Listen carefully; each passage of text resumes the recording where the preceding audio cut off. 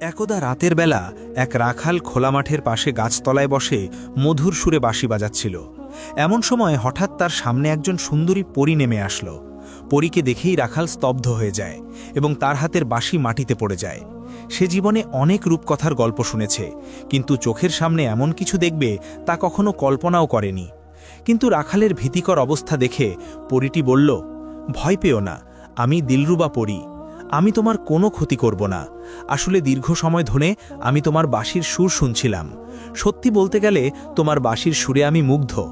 এমন মায়াবী সুর আমি বহু শতাব্দী অনুভব করিনি। তুমি আমাকে অজানা এক জগৎ থেকে টেনে এনেছ। এখন আমি তোমাকে এর প্রতিদান দিতে চাই। তুমি আমার কাছে তোমার ইচ্ছে মতো 3টি উপহার চাইতে পারো। তুমি যা চাইবে আমি তাই তোমাকে পুরস্কার হিসেবে দেব। পরীর কথা শুনে রাখালের ভয় অনেকটাই কেটে গেল, কিন্তু সে জানত অতিপ্রাকৃত সত্তাদের উপহার গ্রহণ করা কখনো সহজ বা ঝুঁকিমুক্ত হয় না। তাই রাখাল বুদ্ধি খাটিয়ে বলল, প্রথম উপহার হিসাবে আমি এমন একটি দৃষ্টি চাই যা দিয়ে আমি পৃথিবীর আসল রূপ দেখতে পাব। কে বন্ধু, কে শত্রু, কে মানুষ আর কে ছদ্মবেশী দানব, সব যেন আমার চোখের সামনে আয়নার মতো পরিষ্কার হয়ে যায়। কোনো মায়া যেন আমাকে ধোঁকা দিতে না পারে। এই কথা শুনে দিলরুবা কিছুটা অবাক হলো, কারণ সচরাচর মানুষ সোনা, রত্ন বা রাজত্ব চায়। তাই পরী সতর্ক করে বলল, এই দৃষ্টি তোমার জন্য বিপদের কারণ হতে পারে। পৃথিবীর আসল রূপ সবসময় সুন্দর হয় না। এর কারণে তুমি অনেক ভয়ঙ্কর সত্য দেখবে, যা তোমার রাতের ঘুম কেড়ে নিতে পারে। সুতরাং তুমি চিন্তাভাবনা করে বলো, এই উপহার নিতে চাও কিনা। কিন্তু রাখাল কিছুক্ষণ ভেবে বলল, হ্যাঁ, আমি চিন্তা করেই বলছি, আমি এই উপহার নিতে চাই। এই কথা শুনে দিলরুবা এগিয়ে এসে রাখালের চোখে ফু দিল। সাথে সাথে রাখালের চোখের মণি সাময়িকভাবে নীল আলোয় জ্বলে উঠল এবং পরক্ষণেই স্বাভাবিক হয়ে গেল। অতঃপর রাখাল দ্বিতীয় উপহার চেয়ে বলল, আমাকে এমন একটি অস্ত্র দাও যা কখনো লক্ষ্যভ্রষ্ট হবে না এবং যার আঘাতে যে কোনো অন্ধকার শক্তির বিনাশ হবে, এবং এটি সম্পূর্ণ আমার ইচ্ছায় চলবে। এই কথা শুনে দিলরুবা শূন্যে হাত ঘোরালো, ফলে বাতাস চিরে তার হাতে এলো একটি কালো খঞ্জর। তখন দিলরুবা খঞ্জরটি রাখালের হাতে দিল। সাথে সাথে রাখাল অনুভব করল এক প্রচণ্ড শক্তি তার শিরায় শিরায় ছড়িয়ে পড়ছে। অতঃপর দিলরুবা বলল, এবার তোমার তৃতীয় উপহার চাও। কিন্তু রাখার জবাবে বলল, তৃতীয় উপহারটি আমি এখন চাইব না, যখন আমার সবচেয়ে বেশি প্রয়োজন হবে তখন আমি চেয়ে নেব। এই কথা শুনে দিলরুবা রহস্যময়ী হাসি দিল এবং বলল, বেশ, তুমি যা ভালো মনে করো তাই করো। তবে মনে রেখো, তৃতীয় উপহার চাওয়ার জন্য তোমাকে আমাকে ডাকতে হবে না, বরং তুমি যখন মৃত্যুর খুব কাছাকাছি পৌঁছে যাবে তখন আমি নিজেই তোমার কাছে আসব। আর হ্যাঁ, তোমার এই নতুন দৃষ্টির কারণে তোমার জীবন আর আগের মতো থাকবে না, সেজন্য প্রস্তুত থেকো। এই কথা বলে দিলরুবা চোখের পলকে বাতাসে মিলিয়ে গেল। কেবল তার অদ্ভুত সুবাসটা রয়ে গেল কিছুক্ষণ। তখন রাখাল চোখ তুলে চারপাশে তাকালো। তার নতুন দৃষ্টি কাজ করা শুরু করেছে, তাই সে মহা খুশি। কিন্তু সে যখন তার গরুগুলোর দিকে তাকালো তখন চমকে উঠল, কারণ সেগুলোকে লাল চক্ষু বিশিষ্ট দানবের রূপে দেখা যাচ্ছিল। তারা ঘাস খাচ্ছে না, বরং চোখ লাল করে তার দিকেই তাকিয়ে আছে। এই দৃশ্য দেখে রাখালের পুরাই স্তব্ধ। যেই উপত্যকাকে সে এতকাল নিজের বাড়ি ভেবে এসেছে, সেখানে দাঁড়িয়ে আছে বিশাল দেহী কিছু দানব। হঠাৎ দানবগুলো তার দিকে তীব্র বেগে ঝাঁপিয়ে পড়ল। তখন রাখাল দিলরুবা দেওয়া খঞ্জরটি তাদের দিকে ছুঁড়ে মারল। তখন অবিশ্বাস্য গতিতে খঞ্জরটি একটি দানবের বুক ভেদ করে আবার বুমেরাঙের মতো ফিরে এলো তার হাতে, আর দানবটি আর্তনাদ করে করে ছাই হয়ে বাতাসে মিশে গেল। কিন্তু রাখাল দেখল শত্রুর সংখ্যা অনেক, তাই এখানে দাঁড়িয়ে লড়াই করা বোকামি হবে। তাই রাখাল কিছু না ভেবেই দৌড়াতে শুরু করল পাহাড়ি পথের দিকে, আর তার পেছনে ধাওয়া করছে অসংখ্য লাল চোখের দানব। দৌড়াতে দৌড়াতে সে ক্লান্ত হয়ে পাহাড়ি পথ বেয়ে উঠতে লাগল। রাত তখন শেষ হয়ে ভোর হতে শুরু করেছে। অতঃপর ভোরের আলো ফুটতেই দানবগুলো অদৃশ্য হয়ে বাতাসে মিশে গেল, কারণ তারা আলো সহ্য করতে পারে না। তখন রাখাল হাঁপাতে হাঁপাতে এসে পৌঁছালো পাহাড়ের ওপারে একটি পরিত্যক্ত সরাইখানায়, যেখানে বাইরে একটি বিশাল আকার কালো ঘোড়া বাঁধা ছিল। তারপর রাখাল ধীরে ধীরে সেই সরাইখানার ভেতরে প্রবেশ করল। ঢুকেই সে দেখল একজন বয়স্ক লোক সেখানে বসে আছে। লোকটির পরনে পুরনো জীর্ণ আলখাল্লা। কিন্তু রাখালের জাদুকরী দৃষ্টিতে পরিষ্কার দেখতে পেল এই লোকটা মানুষ নয়, বরং তার আসল রূপ একটি বিশাল ঈগল পাখির মতো, তবে সে মানুষের রূপ ধরে আছে। লোকটি তখন রাখালের দিকে তাকিয়ে রহস্যময় হাসি দিল এবং বলল, তুমি দিলরুবা পরীর খঞ্জর নিয়ে এসেছো দেখছি। তার মানে তুমিই সেই ব্যক্তি যাকে কোহে কাফের সুলতান খুঁজছেন। এই কথা শুনে রাখাল খঞ্জর শক্ত করে ধরে সতর্ক হয়ে দাঁড়ালো এবং খঞ্জর ধরে বলল, তুমি কে, আর এই দানবগুলো তারা, আর কোহে কাফের সুলতানি বা কে? উত্তরে রাহবার বলল, আমার নাম রাহবার, আমি কেবল পথপ্রদর্শক, আর তুমি যাকে সাধারণ দানব ভাবছ তারা হলো সুলতান জারগামের গুপ্তঘাতক, আর জারগাম পুরো পৃথিবীকে ছায়ায় ঢেকে দিতে চায়। কিন্তু তোমার বাঁশির সুর সেই প্রাচীন জাদুকে জাগিয়ে তুলেছে যা তাকে ধ্বংস করতে পারে। তুমি এখন আর সাধারণ রাখাল ন, তুমি এখন জারগামের প্রধান শত্রু। এটা শুনে রাখাল কুচকি দিয়ে বলল, তাহলে আমাকে এখন কি করতে হবে? তখন রাহবার বলল, এখন তোমাকে বাঁচতে হলে রক্তিম উপত্যকার দিকে যেতে হবে। সেখানে গেলে তুমি তোমার তৃতীয় উপহারের আসল অর্থ বুঝতে পারবে এবং জারগামকে থামানোর পথ পাবে। তবে পথটি তোমার জন্য মোটেও সহজ নয়। ঠিক সেই মুহূর্তে সরাইখানার ছাদ ভেঙে ধুলো আর ভাঙা কাঠের টুকরোর মাঝ থেকে ভেতরে ঢুকল ৩ জন কালো পোশাক পরা দীর্ঘদেহী গুপ্তঘাতক। তাদের হাতে ছিল বিষাক্ত বাঁকা তলোয়ার। এরা ভোরের আলোতেও দিব্যি চলাফেরা করতে পারে। এরা জারগামের এলিট ঘাতক বাহিনী। অতঃপর তারা কোনো কথা না বলেই সরাসরি রাখালের দিকে তাদের বিষাক্ত তলোয়ার নিয়ে ছুটে এলো এবং তীব্র গতিতে তলোয়ার দিয়ে আঘাত করল। কিন্তু রাখাল হাঁটু গেড়ে বসে মাথার ওপর দিয়ে একটি বিষাক্ত তলোয়ার স্যাই করে চলে গেল। অতঃপর রাখাল তার জাদুকরী খঞ্জরটি প্রথম ঘাতকের বুক লক্ষ্য করে ছুড়ে দিল। ফলে খঞ্জরটি প্রচণ্ড বেগে ঘাতকের বুকে এফোড়ফোড় করে দিল। ঘাতকটি তখন কোনো শব্দ করার আগেই কালো ধোঁয়ার কুণ্ডলিতে পরিণত হয়ে মেঝেতে লুটিয়ে পড়ল। কিন্তু বাকি দুজন ঘাতক ততক্ষণে রাখালের দুপাশ থেকে আক্রমণ করতে প্রস্তুত ছিল। ঠিক তখনই রাহাবার তার পুরনো জীর্ণ আলখাল্লা ছুঁড়ে ফেলল। তখন রাখাল জাদুকরী দৃষ্টিতে দেখল রাহাবারের হাতগুলো ধীরে ধীরে ঈগলের ডানায় রূপান্তরিত হয়েছে। তারপর রাহাবার এক প্রচণ্ড ঝটকায় তার ডানা দিয়ে ঘাতক দুজনকে সরাইখানার পাথরের দেওয়ালের দিকে সজোরে আছড়ে ফেলল এবং ফিসফিস করে বলল, পালাও রাখাল, এদের সংখ্যা অনেক, এই আলো ওদের বেশিক্ষণ আটকে রাখতে পারবে না। এদিকে সরাইখানার বাইরে বাঁধা সেই বিশালাকার কালো ঘোড়াটি তখনও স্থিরভাবে দাঁড়িয়েছিল। তখন রাহবার ও রাখাল দৌড়ে গিয়ে এক লাফে ঘোড়ার পিঠে বসে পড়ল। তারপর ঘোড়াটি তাদেরকে নিয়ে ছুটে চলল, যেন মাধ্যাকর্ষণকে বুড়ো আঙুল দেখিয়ে বাতাসের বেগে ছুটছে। কিন্তু রাখাল ঘোড়া থেকে পেছনে ফিরে দেখল সরাইখানার ধ্বংসস্তূপের নিচ থেকে কেবল ওই ৩ জন নয়, বরং কালো ধোয়ার কুণ্ডলি পাকিয়ে আরও ডজন ডজন ঘাতক মাটি ফুঁড়ে বেরিয়ে আসছে। তারা মানুষের মতো দৌড়াচ্ছে না, বরং পশুর মতো ৪ পায়ে ভর করে ঘোড়ার চেয়েও দ্রুত গতিতে তাড়া করছে। তখন রাহাবার বলল, এই ঘোড়া সাধারণ নয়, এর নাম আসহাব। সে এক ছায়া সাপদ। কোহে কাফের সুলতান জারগামের সুরক্ষিত আস্তাবল থেকে আমি একে চুরি করে এনেছিলাম। কিন্তু রাখাল তখন জিজ্ঞেস করল, জারগাম কেন আমার পেছনে পড়েছে?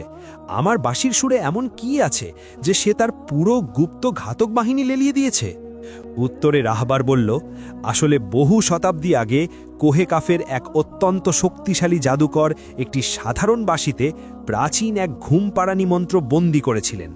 সেই জাদুকরী সুর দিয়ে তিনি জারগামের মতো ভয়ঙ্কর ও ধ্বংসাত্মক জিনদের ঘুম পাড়িয়ে মাটির নিচে বন্দী করে রাখতেন। কিন্তু তোমার হাতে সেই জাদুকরী বাঁশি কিভাবে এলো তা আমার জানা নেই, তবে তোমার বাজানো সুর সেই শতাব্দী প্রাচীন জাদুকে পুনরায় জাগ্রত করেছে।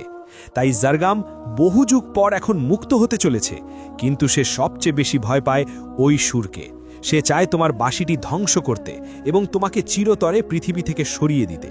এই কথা শুনে রাখাল চমকে বলল, তাহলে দিলরুবা পরী, সে আমাকে সাহায্য করতে এসেছিল, তাই না? এটা শুনে রাহবার হেসে বলল, দিলরুবা তোমাকে সাহায্য করতে আসেনি রাখাল, সে সেই জাদুকরের বংশধর। সে তোমার হাতে খঞ্জর আর জাদুকরী দৃষ্টি তুলে দিয়ে তোমাকে একটা জ্যান্ত টোপে পরিণত করেছে। সে চায় তুমি জারগামের মনোযোগ নিজের দিকে টেনে রাখো, যাতে সে কোহে কাফে নিজের হারানো রাজত্ব পুনর্দখল করতে পারে। তুমি এখন 2 মহাশক্তির দাবার গুটি। এটা শুনে রাখাল স্তব্ধ হয়ে গেল। সে বুঝতে পারল পরীর উপহার আসলে কোনো আশীর্বাদ ছিল না, বরং এক ভয়ঙ্কর অভিশাপ ছিল। অতঃপর ঘোড়াটি তাদেরকে নিয়ে চলতে চলতে পাহাড়ি পথ পেরিয়ে এক বিশাল জঙ্গলে প্রবেশ করল। এই জঙ্গলের গাছগুলো কাঠের নয়, বরং কালো স্ফটিকের মতো শক্ত পাথর দিয়ে তৈরি। সূর্যের আলো এখানে প্রবেশ করতে পারে না। তখন রাখাল জাদুকরী দৃষ্টিতে এখানে দেখতে পেল স্ফটিকের গাছের ডালে ডালে মানুষের মতো দেখতে কিছু অদ্ভুত প্রাণী ঘাপটি মেরে বসে আছে। এদের দেখে রাখাল চিৎকার করে বলল, সাবধান রাহবার, গাছের ওপরে বিপদ। রাহবার তখন বলল, এগুলো সাজারি, এই মৃত জঙ্গলের পিশাচ। তারাও আসলে জারগামের গুপ্তচর, তাই আমাদের খুব দ্রুত এই জঙ্গল পার হতে হবে, নইলে ওরা আমাদের রক্ত শুষে নেবে। এমন সময় হঠাৎ করেই সাজারিরা গাছের ডাল থেকে তাদের দিকে বিষাক্ত স্ফটিকের কাঁটা বৃষ্টির মতো ছুটতে শুরু করল। রাখাল তখন জাদুকরি খঞ্জরটি শূন্যে ঘুরিয়ে তাদের চারপাশে একটা অদৃশ্য লাল রঙের ঢাল তৈরি করল, যাতে লেগে কাঁটাগুলো ভেঙে টুকরো টুকরো হয়ে ছিটকে পড়তে লাগলো। এভাবে তারা ঘোড়ায় চড়ে প্রচণ্ড বেগে ছুটে চলেছে, কিন্তু জঙ্গল যেন শেষই হতে চায় না। এক পর্যায়ে চলতে চলতে হঠাৎ সামনে একটা বিশাল খাদ দেখা যায়। সেই খাদের নিচে টকবক করে ফুটছে লাল রঙের নদী। এই খাদের ওপারেই দেখা যাচ্ছে এক বিশাল লাল পাথরের পাহাড়, রক্তিম উপত্যকার প্রবেশদ্বার। সেখানেই তাদের যেতে হবে। অতঃপর ঘোড়াটি তার সর্বশক্তি দিয়ে খাদের ওপর দিয়ে শূন্যে লাফ দিল, কিন্তু ঠিক সেই মুহূর্তে পেছন থেকে ধেয়ে আসা একটি তীর সোজা ঘোড়ার পেটে বিদ্ধ হল।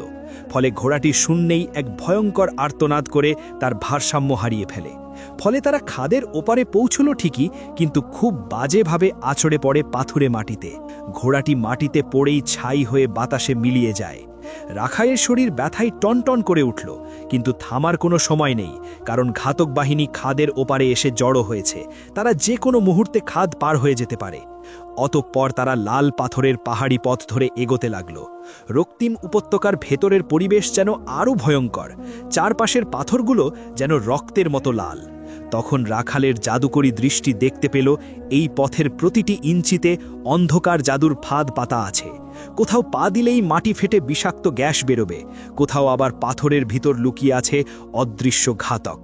তাই রাখাল সাবধানে রাহবারকে পথ দেখিয়ে সামনের দিকে নিয়ে চলল। চলতে চলতে হঠাৎ উপত্যকার সরু পথটি শেষ হয়ে এক বিশাল ধ্বংসপ্রাপ্ত শহরে গিয়ে মিশে গেল। সেই শহরের নাম মাদায়েন। 1000 বছর আগে এটি একটি সমৃদ্ধ শহর ছিল, কিন্তু এখন কেবল এর কঙ্কালসার দালানগুলো দাঁড়িয়ে আছে, এছাড়া আর কিছুই অবশিষ্ট নেই। অতঃপর তারা শহরের ঠিক মাঝখানে একটা ভাঙ্গা প্রাসাদের চত্বরে এসে দাঁড়ালো। কি এখানেও হঠাৎ মাটি কাঁপতে শুরু করল। প্রাসাদের ধ্বংসস্তূপের ভিতর থেকে বেরিয়ে এলো এক বিশাল দেহী দানব। দানবের উচ্চতা প্রায় 15 ফুট, গায়ের চামড়া গলিত লাভার মতো জ্বলছে, আর হাতে রয়েছে সবুজ আগুনের তৈরি এক বিশাল চাবুক। অতঃপর দানবটি গর্জন দিয়ে বলল, আমি কাহলান, সুলতান জারগামের সেনাপতি। হে রাখাল, তোমার বাঁশি এবং জীবন এখানেই শেষ। এটা বলেই কাহলান তার সবুজ আগুনের চাবুক শূন্যে তুলে আঘাত করার প্রস্তুতি নিল। তখন রাহবার রাখালকে বলল, এর গায়ে সাধারণ আঘাত কাজ করবে না, তোমার জাদুকরী দৃষ্টি দিয়ে এর দুর্বল জায়গাটি খুঁজে বের করো, এই সময়টা আমি একে ব্যস্ত রাখছি। এই বলে রাহবার তার পুরো শরীরকে বিশালাকার ঈগলে রূপান্তরিত করে ফেলল। তারপর ঈগলটি তীক্ষ্ণ চিৎকার করে কাহলানের উপর ঝাঁপিয়ে পড়ল। ফলে দানব আর বিশাল ঈগলের মধ্যে শুরু হলো এক মরণপন্ন লড়াই। দানবের আগুনের চাবুক আর ঈগলের তীক্ষ্ণ নখের আঘাতে চারপাশের ধ্বংসস্তূপ ধুলোয় মিশে যেতে লাগল। তখন রাখাল স্থির হয়ে দাঁড়ালো এবং জাদুকরী দৃষ্টি দিয়ে কাহলানের বিশাল শরীরের প্রতিটি অংশ স্ক্যান করতে লাগল। এক পর্যায়ে দানবের দুর্বল জায়গা খুঁজে পেল দানবটির ঘাড়ে, কিন্তু দানবটি এতটাই লম্বা আর এত দ্রুত নড়াচড়া করছে যে সেখানে আঘাত করা প্রায় অসম্ভব। হঠাৎ কাহলানের আগুনের চাবুক ঈগলরূপী রাহবারের ডানায় আঘাত হানল। ফলে রাহবার যন্ত্রণায় চিৎকার করে মাটিতে লুটিয়ে পড়ল। দানবটি তখন অট্টহাস্য দিয়ে তার বিশাল পা দিয়ে পড়ে থাকা রাহবারকে পিষে ফেলার জন্য পা তুলল। এই সুযোগে রাখাল ভাঙা পিলারে পা দিয়ে উপরে উঠে গেল। তারপর শূন্যে ভাসমান অবস্থায় সে তার জাদুকরী খঞ্জরটি সরাসরি কাহলানের ঘাড়ের সেই দুর্বল জায়গায় লক্ষ্য করে ছুড়ে দিল। ফলে খঞ্জরটি তীব্র বেগে দানবের ঘাড় ভেদ করে দিল। এতে কাহলানের শরীর থেকে সবুজ আগুন চারিদিকে ছিটকে পড়তে লাগল। কিন্তু দানবটি ধ্বংস হওয়ার আগে তার শেষ শক্তি দিয়ে হাতের আগুনের চাবুকটি রাখালের দিকে ছুঁড়ে মারল। কিন্তু চাবুকটি রাখালকে আঘাত না করলেও যেই পাথরের ওপর রাখাল দাঁড়িয়েছিল সেখানে প্রচণ্ড বেগে আঘাত হানল। এতে মাটি বিকট শব্দে ফেটে 2 ভাগ হয়ে রাখালের পায়ের নিচের মাটি ধসে পড়ল এক অনন্ত ধ্বংসাঘরে। অতঃপর রাখাল নিচের দিকে পড়তেই থাকল, ঘুটঘুটে অন্ধকার তাকে গ্রাস করে নিল। এক পর্যায়ে সে এক স্যাঁতসেঁতে গুহার মেঝেতে আছড়ে পড়ল, আর খঞ্জরটি তার হাত থেকে ছিটকে দূরে গিয়ে পড়েছে। অতঃপর সে ব্যথায় কাতরাতে কাতরাতে উঠে বসার চেষ্টা করল, কিন্তু তার জাদুকরী দৃষ্টি যা দেখল তাতে তার গায়ের রক্ত হিম হয়ে গেল। আসলে গুহার চারপাশ থেকে অসংখ্য লাল, হলুদ আর সবুজ রঙের জ্বলন্ত চোখ ধীরে ধীরে তার দিকে এগিয়ে আসছে। আসলে এগুলো কোনো ঘাতক বা দানব নয়, এগুলো এমন কিছু যা পৃথিবীর বুকে কখনো হাঁটে না। এমন সময় হঠাৎ অন্ধকারের ভেতর থেকে একটি শব্দ ভেসে এলো। তৃতীয় উপহারটি কি এখন চাইবে রাখাল, নাকি মৃত্যুর স্বাদ গ্রহণ করবে? দিলরুবার সে শীতল কণ্ঠস্বর রাখালের কানে বিষের মতো ঢুকল। সে অনুভব করল তার চারপাশের বাতাস ধীরে ধীরে জমে বরফ হয়ে যাচ্ছে। সেই শত শত জ্বলন্ত চোখগুলো এখন তার থেকে মাত্র কয়েক হাত দূরে। তখন রাখাল অন্ধকারী দৃষ্টিতে দেখতে পেল এগুলো আসলে কালো ছায়া সাপদ। এদের শরীর ধোঁয়ার মতো কুচকুচে কালো, কিন্তু নখগুলো ইস্পাতের চেয়েও ধারালো। তাই রাখাল অন্ধকারের মাঝেই হাতরাতে হাতরাতে খঞ্জরটি খুঁজতে লাগল, কারণ ওই খঞ্জর ছাড়া সেই পিশাচদের সামনে স্রেফ এক টুকরো মাংস ছাড়া আর কিছুই নয়। তখন আবারও দিলরুবার কণ্ঠ শোনা গেল, উত্তরের কোণায় পাথলের খাঁজে। কিন্তু তুমি সত্যিই মনে করো ওই সামান্য ছুরি দিয়ে তুমি এই হাজার হাজার ক্ষুধার্ত আত্মা থেকে বাঁচতে পারবে? হে রাখাল, তোমার আয়ু ফুরিয়ে আসছে, এখনো সময় আছে। তৃতীয় উপহারটি চেয়ে নাও, আমি তোমাকে এক পলকে এখান থেকে 1000 মাইল দূরে নিয়ে যেতে পারি। ততক্ষণে রাখাল খঞ্জরটি খুঁজে পেল, কিন্তু স্পর্শ করার সাথে সাথেই লাল আভা আবার গুহাটিকে আলোকিত করে তুলল। তখন রাখাল দাঁড়িয়ে বলল, না দিলরুবা, আমি জানি তোমার উপহারের দাম কত চড়া। আমি মরতে রাজি, কিন্তু বিনা লড়াইয়ে হার মানব না। আর তৃতীয় উপহার আমি তখনই চাইব যখন আমার জয় নিশ্চিত করার আর কোনো পথ থাকবে না। পালানোর জন্য আমি তোমার কাছে হাত পাতব না। এই কথা শুনে দিলরুবা দীর্ঘশ্বাস ছেড়ে বলল, বোকামি করছো, তবে তোমার এই সাহসী হয়তো তোমাকে এত দূর এনেছে। দেখা যাক তোমার বাঁশির জাদুকর তোমাকে বাঁচায় কিনা। এই কথা বলা মাত্রই কালো ছায়া সাপদগুলো রাখালের উপর ঝাঁপিয়ে পড়ল। তখন রাখাল ক্ষিপ্র গতিতে খঞ্জর চালিয়ে প্রথম 3টির বুক চিরে দিল, কিন্তু এরা মারা যায় না, বরং খঞ্জরের আঘাতে ছিন্ন ভিন্ন হয়ে আবার নতুন করে জন্ম নেয়। তাই রাখাল বুঝতে পারল শারীরিক শক্তি দিয়ে এদের হারানো অসম্ভব। তখন হঠাৎ তার মনে পড়ল রাহবরের বলা বাঁশির সুরের কথা। তাই রাখাল তার কোমরে গোজা সেই পুরনো বাঁশিটি বের করল। তারপর বাঁশিটি মুখে নিয়ে সে কোনো গান বাজানোর চেষ্টা করল না, বরং তার পুরো মনের শক্তি দিয়ে একটি তীব্র ও কর্কশ সুর ফুঁ দিয়ে বের করল। সুরটি বাজার সাথে সাথে গুহার ভেতরের বাতাস যেন কেঁপে উঠল। কালো ছায়া সাপদগুলো আর্তনাদ করে পিছিয়ে গেল। তাদের ধোঁয়াময় শরীরগুলো সুরের কম্পনে তাসের ঘরের মতো ভেঙে পড়তে লাগল। রাখাল লক্ষ্য করে দেখল গুহার পাথরের দেয়ালে খোদাই করা প্রাচীন নকশাগুলো সুরের ছন্দে নীল আলোয় জ্বলতে শুরু করেছে। অতঃপর বাঁশির সুর যত তীব্র হল, দেয়ালের নকশাগুলো তত উজ্জ্বল হতে লাগল। হঠাৎ একটি দেয়াল সশব্দে সরে গেল এবং একটি গোপন সুড়ঙ্গের পথ বেরিয়ে এলো। তখন রাখাল এক মুহূর্ত দেরি না করে সেই সুড়ঙ্গে ঢুকে দৌড়াতে শুরু করল। সুড়ঙ্গের ভেতর দিয়ে দীর্ঘক্ষণ দৌড়ানোর পর সে নিজেকে এক বিশাল ভূগর্ভস্থ হ্রদের সামনে এসে উপস্থিত হল। সেই হ্রদের পানি স্বচ্ছ নয়, বরং রূপালী পারদ বা লিকুইড মেটালের মতো জ্বলছে। কিন্তু হ্রদের মাঝখানে একটি ছোট দ্বীপ, আর সেখানে বেদির ওপর একটা কাঁচের আধারে রাখা আছে একটি নীল রঙের হীরা, যা থেকে ক্রমাগত ধোঁয়া বের হচ্ছে। এটা দেখে রাখাল বিড়বিড় করে বলল, এটাই কি তাহলে সেই জাদুর উৎস, নাকি এটা কোনো দানবের চোখ? এমন সময় পেছন থেকে একটি কণ্ঠ শুনে ফিরে তাকালো, দেখল রাহবার রক্তাক্ত অবস্থায় খুঁড়িয়ে খুঁড়িয়ে সুড়ঙ্গ থেকে বেরিয়ে আসছে। তখন রাখাল খুশি হয়ে বলল, রাহবার, তুমি বেঁচে আছো? উত্তরে রাহবার ক্লান্ত কণ্ঠে বলল, হ্যাঁ, তবে বেশিক্ষণ নয়। জারগামের মূল বাহিনী এখন উপত্যকার উপর পৌঁছে গেছে। তারা এই হ্রদের প্রবেশপথ খুঁজে পেয়েছে।